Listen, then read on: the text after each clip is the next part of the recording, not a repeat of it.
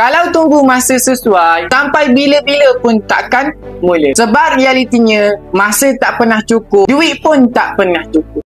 Ramai orang yang nak mula simpan emas, tapi asyik tunggu masa sesuai, tunggu gaji naik, tunggu harga turun, tunggu komitmen kurang. Tapi orang berjaya tak tunggu masa sesuai. Mereka cipta masa tu sendiri. Harga emas naik turun tu perkara biasa, tapi nilai dia kekal sepanjang zaman. Yang berubah cuma nilai duit. Makin lama makin lemah. Kalau kita terus tunggu, masa berlalu kuasa beli makin hilang. Sedangkan nak mula simpan emas hari ini, tak perlu tunggu kaya. RM100 pun dah cukup untuk langkah pertama. Masa terbaik mula bukan bila keadaan tenang, tapi bila kita sedar kenapa perlu mula. Pesan mentor saya, Tuan Muhammad Zulkifli Syafiq. Jadi, jangan tunggu masa sesuai sebab masa takkan pernah datang. Yang penting, mula sekarang.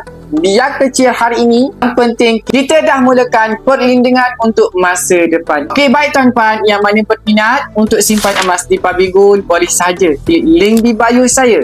Saya akan bantu anda sebaik mungkin. Ingat, perkongsian santai, tapi sampai jumpa anda di next video.